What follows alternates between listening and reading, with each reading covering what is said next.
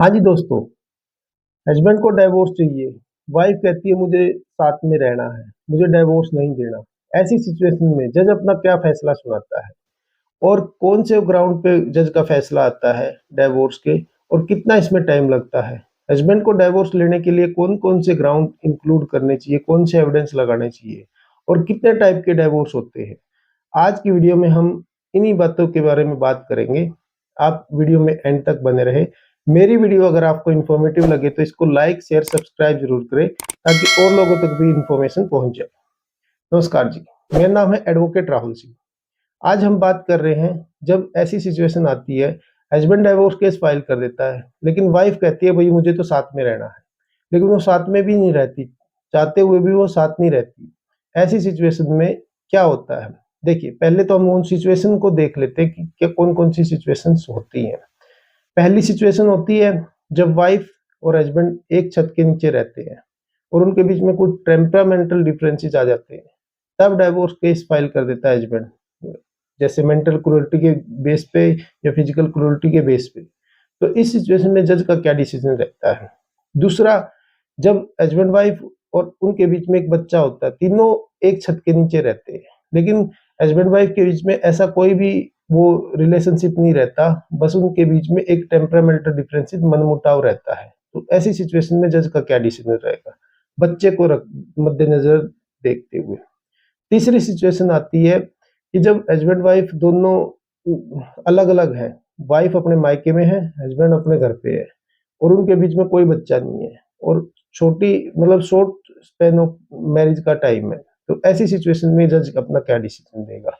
तीसरा है, लंबे समय से वाइफ अपने मायके गई हुई है बिल्कुल ही, वो आना नहीं चाहती, अपनी मर्जी से गई है लेकिन आना नहीं चाहती वापस और बच्चा भी वहाँ पे है, 1 बच्चा, 2 बच्चा जितने भी हैं। ऐसी सिचुएशन में जज अपना क्या डिसीजन देगा? तो अलग-अलग पार्ट में मैंने आपको सारी सिचुएशंस बता दी। इन पे बात करने से पहले हम बात करते हैं कि डाइवोर्स केस किस-किस ग्राउंड पे फाइल हो सकता है और कौन कितने टाइप के डाइवोर्स होते हैं। देखिए, 2 तरह के डाइवोर्स होते हैं।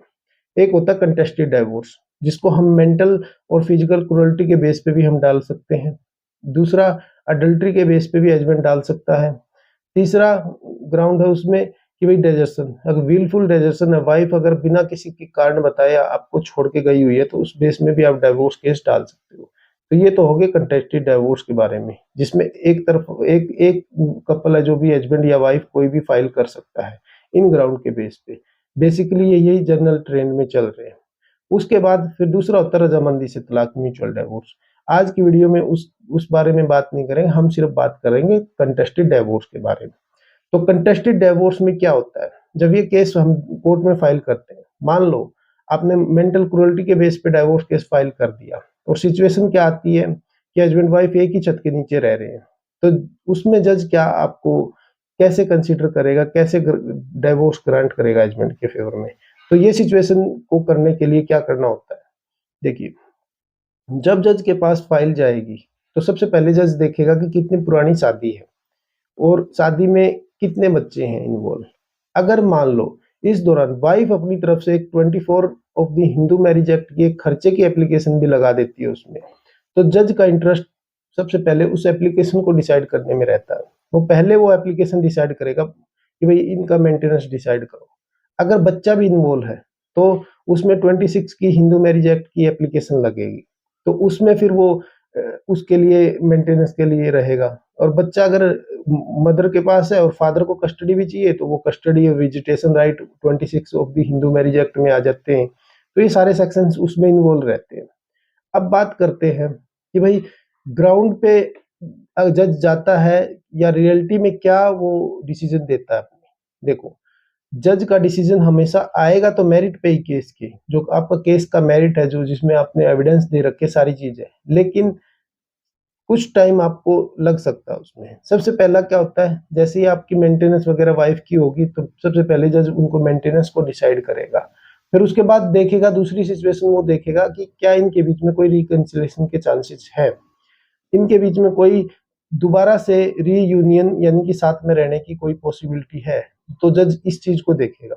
अगर उनके बीच में साथ में रहने के चांसेस लगते हैं उनको, तो उसको एक काउंसलिंग में भेजेगा, वहां पे बैठो, बात करो, एक काउंसलर के सामने अपनी बात बताओ। अगर लगता है जज को कि भाई हाँ, इससे कुछ बन सकता है, तो वो करेगा। अब जहाँ पे बच्चा इन्वॉल्व है, तो जज उस सिचुएशन में डाइवोर्स ग्रांट करने में बहुत ही ज़्यादा टाइम गेन करेंगे, बहुत ही ज़्यादा सोच समझ के डाइवोर्स ग्रांट करेंगे, क्योंकि उनको बच्चे के फ्यूचर के बारे में भी देखना कि बच्चे का इन फ्यूचर में क्या होगा। तो ऐसी सिचुएशन में अगर जज ये इस तरह की टेक्निक्स अपना रहे हैं, वो मेंटेनेंस ग्रांट कर रहे हैं और बच्चे के बारे में ही सोच रहे हैं, सारी चीजें हैं, और आपकी जो मेंटल और फिजिकल क्रूरल्टी आपके साथ में हो रही है, या आपने कोई डिसीजन के ग्राउंड पे कि भाई वाइफ आपको छोड़ के अपने मायके में बैठी हुई है सालों साल से और आ नहीं रही कोई बिना रीजन दिए, तो ऐसी सिचुएशन में तो आपको अपने केस में स्ट्रोंगली अपने एविडेंस इंक्लूड करने हैं। उन एविडेंस के बारे में मैं बात करूंगा, कौन से वो एविडेंस है। देखिए, सबसे पहले एविडेंस आता है, जैसे आपने अपनी वाइफ को वापस लाने के लिए कोशिश की हो कोई, ठीक है, इलेक्ट्रॉनिक फॉर्म में आपने व्हाट्सएप पे मैसेज भेजा कि आ जाओ, वापस आ जाओ, सब कुछ भुला दो, इस तरह के आपने कोई मैसेज भेज रखे हैं, या आपने कोई इस तरह के मैसेज भेज रखे कि मैंने आपको इतने चांस दे दिए लेकिन आप आना नहीं चाहते, मैं हर तरह से आपके साथ एडजस्ट करने के लिए तैयार हूँ लेकिन आप आना नहीं चाहते, तो इस तरह के मैसेज भेज रखे हैं, तो वो भी आपके लिए कामगार रहेंगे। अगर आपके पास कोई ऑडियो की है तो उसकी ट्रांसक्रिप्ट बना लें, उसमें ट्रांसक्रिप्ट के साथ एक आपको ऑडियो तो लगाओगे ही, साथ में एक उसकी ट्रू टाइप कॉपी ट्रांसक्रिप्ट होगी, वो भी लगानी पड़ेगी आपको, जिसको जो ऑडियो है उसको आपने डिट्टो एकदम से टाइप करा लेना है उसमें वर्ड की फॉर्म में, ठीक है, ये होगा।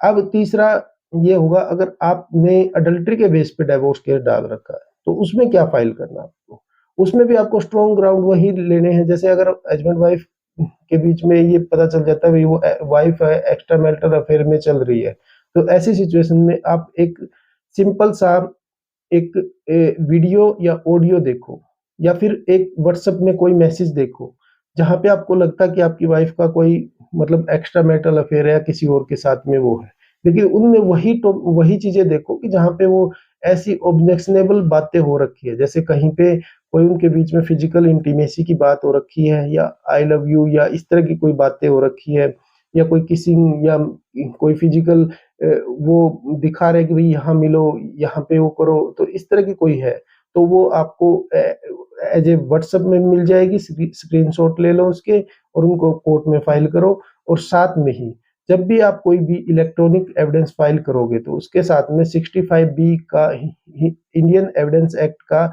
एक वो लगाना पड़ेगा आपको सर्टिफिकेट, अदरवाइज आपकी वो कोई भी जो भी आप इलेक्ट्रॉनिक फॉर्म में एविडेंस लगाओगे उसको कंसीडर नहीं करेगी कोर्ट, उसको बिल्कुल भी सिरे से खारिज कर देगी। तो ऐसी सिचुएशन में आपको 65B का सर्टिफिकेट लगाना बहुत ही जरूरी है। अब बात करते हैं क्रुएल्टी। क्रुएल्टी कई तरह की होती है, देखिए, मेंटल होती है, फिजिकल होती है। अब यहाँ पे बहुत सारी चीजों में ये क्रुएल्टी वाले उसको बहुत ही डिफाइन करना बहुत ही मुश्किल होता है। अगर आपने क्रुएल्टी के बेस पे डाइवोर्स केस फाइल कर दिया और इस सिचुएशन में कोर्ट में आप क्या प्रूव करोगे, कैसे प्रूव करोगे, ये आपको दिखाना है। देखिए, पहला, अगर आपकी वाइफ ने आपके खिलाफ कोई फॉल्स केस फाइल करके और चुपचाप से अपने मायके में बैठी हुई है, तो इस सिचुएशन में आप अपने एविडेंस को स्ट्रॉन्ग करके उसमें लगाओ कि ये देखो फॉल्स इम्प्लीकेशन है मेरी मेरी और मेरी पूरी फैमिली को इन्होंने इस केस में घसीट दिया है, लेकिन इस केस में कहीं भी कोई भी मतलब कि कोई भी ट्रूथ नहीं है, कोई भी सच्चाई नहीं है। तो ऐसी सिचुएशन में आपके फेवर में ही डिवोर्स का डिसीजन आएगा। कैसे आएगा? देखिए, फॉल्स इम्प्लीकेशन में जब फर्जी केस फाइल किए जाते हैं वाइफ की तरफ से सीडब्ल्यू सेल में या उसमें, तो आप देखोगे कि वहां पे कोई ना कोई ऐसा इंसिडेंट जरूर मिलेगा आपको जो फर्जी है, जो फॉल्स है, बिल्कुल ही एकदम से सिरे से खारिज कर सकते हो आप उसको। आपको वो चीजें ढूंढनी है उसमें, अगर वो मिल जाती है तो आप उसको डाइवोर्स में इंक्लूड करके रख सकते हो। दूसरा, मेंटल क्रूरल्टी कई तरह की होती है। कई बार वाइफ क्या करती है, उस 2 महीने, 3 महीने, 6 महीने की शादी होती है, उसमें वाइफ जबरदस्ती हस्बैंड को फोर्स करती है कि भाई मेरे साथ कहीं और रहो, जाके किसी और जगह पे रहो, या मेरे नाम से कोई और फ्लैट कर लो, अपने माँ बाप से अलग हो जाओ। तो ऐसे में भी बहुत सारे ढेरों सारे जजमेंट आए सुप्रीम कोर्ट और हाई कोर्ट के कि ये भी एक मेंटल क्रूरल्टी है। फॉल्स इम्प्लीकेशन भी मेंटल क्रूरल्टी है और ये भी मेंटल क्रूरल्टी है। ठीक है, ऐसी अगर सिचुएशन आती है तो ये सारी चीजें आप अपने डाइवोर्स केस में इंक्लूड करोगे तो आपको डाइवोर्स आराम से मिल जाएगा। तो ये जब भी डिसीजन आता है कोई भी डाइवोर्स केस का, तो जजेस उसमें मेरिट पे देखते हैं। मेरिट मतलब कि केस के अंदर कितनी आपने एविडेंस लगा रखे, कितने इंसिडेंट लगा रखे, उनके बेस पे डिसीजन आता है। वाइफ के ना करने से कोई फर्क नहीं पड़ता। हाँ, मैंने जैसे आपको वीडियो में पहले बताया कि भई उससे क्या फ़र्क पड़ सकता है, उससे सिर्फ़ इतना ही फ़र्क पड़ सकता है कि वाइफ़ थोड़े दिन के लिए जैसे मान लो साल 6 महीने के लिए अपनी मेंटेनेंस को लेके आपके केस को वहाँ पे डिले कर सकती है और जज भी उसमें फिर आपको रिकन्सिलिएशन के चांसेस देते हैं कि भई दोबारा से आप लोग एक साथ रहो। तो ऐसे में वो आपको कॉम्प्रोमाइज़ करने के लिए या मीडिएशन में भेजेंगे या काउंसलिंग में भेजेंगे कि भई अपने आप को सेटल करो और फिर से साथ रहने की कोशिश करो। लेकिन जब आप ये सारी चीज़ें सिरे से खारिज करते हुए अपने डिवोर्स पे फ़ोकस करोगे और जो मैंने अभी आपको बताया कि ये आपको डिवोर्स केस में ये चीज़ें लगानी है। अगर ये सारी चीज़ें करोगे तो आपके फ़ेवर में डिसीज़न आएगा। वो आज नहीं तो कल आएगा। तो इसमें क्या रहता है कि ज़्यादा अपने केस को अगर आपने डिले होने से बचाना है, तो आप अपनी मेंटेनेंस की जो भी एप्लीकेशन है उसको जल्दी से जल्दी डिसाइड कराओ। जो भी उसने 24 या 26 की एप्लीकेशन लगाई है उसको जल्दी से जल्दी डिसीजन लो उसमें जज का। डिले मत करो बिल्कुल भी। अगर आपने डिले किया तो फिर आपका केस भी डिले हो जाएगा डिवोर्स का। दूसरा फिर ऐसी सिचुएशन में दूसरा आपको अपने ग्राउंड को स्ट्रॉन्ग रूप से रखना है। ये नहीं है कि आपने सिर्फ़ डिवोर्स केस फाइल कर दिया और आप भूल गए हो। अपने लॉयर को असिस्ट करो, उनको बताओ कि भई ये मेरे पास एविडेंस है, इनको आप स्ट्रांगली उसमें प्रोड्यूस करो जज के सामने कि भई इस सिचुएशन में मैं उसके साथ नहीं रह सकता, इस सिचुएशन में मेरा उसके साथ में रहना पॉसिबल नहीं है, तो मुझे डिवोर्स के ग्रांट कर दिया जाए। तो आपके लॉयर आपको अच्छे से उसी उस पे जाएँगे। जैसे आजकल क्या है कि हस्बैंड वाइफ के बीच में वैसे तो कोई प्रूव नहीं कर पाता कि भई एक छत के नीचे या एक बेडरूम में अगर कमरे के अंदर बंद है तो कैसे उनके बीच में क्या हुआ? तो ये तो कोई भी डिसाइड नहीं कर पाता। तो ऐसी सिचुएशन में क्या होता है, ऐसे में आप ऑडियो, वीडियो और व्हाट्सएप चैट ये इन्हीं चीज़ों को आप एविडेंस के तौर पे ला सकते हो या कहीं पे फ़ाल्स इम्प्लीकेशन जैसे झूठी कंप्लेंट कर रखी है और उस टाइम पे आप उस जगह पे नहीं हो, तो यही आपके फ़ेवर में आ सकते हैं। अदरवाइज़ आप भी जानते हो, आपको भी पता है कि किसी ने आपको कुछ कह दिया, तो वो अगर आप कोर्ट में प्रूव नहीं कर पाए, जैसे मान लो आपको कोई भद्दी गाली दे दी या अब्यूज़िव वर्ड बोल दिए या आपको खुले में बोल दिया कि भई जाओ अपने पेरेंट्स से अलग रह जाओ, तो इस सिचुएशन को आप कोर्ट में कैसे प्रूव करोगे? क्योंकि तो हस्बैंड वाइफ का एक मैटर है, जज भी इसको ऐसे ही देखेगा कि भई ये तो हस्बैंड वाइफ की एक जनरल सी एलिगेशन है, तो उसको प्रूव कैसे करोगे? तो उसमें आप ऑडियो रिकॉर्ड करो, वीडियो बनाओ और व्हाट्सएप पे चैट होती है, उनमें भी अगर ऐसी कोई बात आती है तो उन चीज़ों को रखो और सबको आपको 65 B of the Indian act certificate के साथ ही लगाना है, अदरवाइज़ आपकी ये सारी चीज़ें कंसीडर नहीं की जाएँगी, लास्ट में आपका केस डिसमिस हो जाएगा। तो आज की वीडियो में हम इसी के बारे में बात करेंगे। अगर आपको ये मेरी वीडियो आपको इन्फॉर्मेटिव लगी है तो इसको लाइक, शेयर, सब्सक्राइब करें